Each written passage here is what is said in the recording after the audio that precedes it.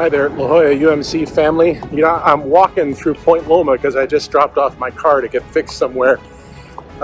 It's a sort of a long story that involved a small claim suit, and that's all not the story that I want to tell. The story I want to tell is that, I had selected one place to take my car, and then at the last minute I picked a different place to take it, and I had one of those holy moments. Those holy moments where you just start a conversation with somebody, and then it turns out that there's a holy connection. This particular gentleman who's the owner of this place, he had a Bible sitting out on his desk. We started talking about scriptures, and we had a great conversation about how scripture can change us and how moments can come up that have meaning for us, that are those moments of connection with one another. We shared one of those moments.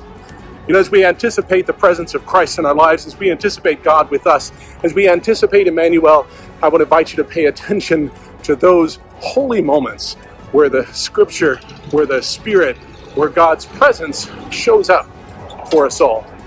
Pastor Lea is going to come in and she'll tell us a little bit about our scripture for this week. Here we go with Pastor Lea.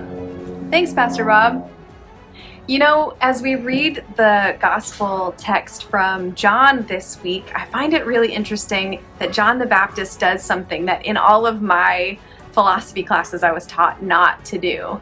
You're not supposed to define something by what it's not. You're always supposed to look for things to define something that describe what they are. So we don't want to define from the negative, but that's what John keeps doing throughout this passage. He keeps saying, no, I'm not that.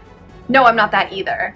And so it's almost like he's pointing beyond his own importance, right, to something bigger, something more, something maybe equally undefinable. You can see this where he says, I'm not even fit to tie this person's sandals. And it made me think about how God is also undefinable. We don't really have words to describe all the things that God is and that God is revealed to be in Jesus. So we keep looking for ways, but we know it's something beyond ourselves.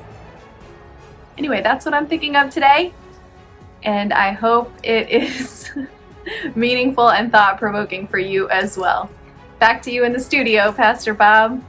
What a great reminder that sometimes the things that we need to focus on are not ourselves, the things that we are, that we're not. Instead, what we need to focus on is the light of Christ. And we all have this focus of God's light. Grace and peace to you, my friends.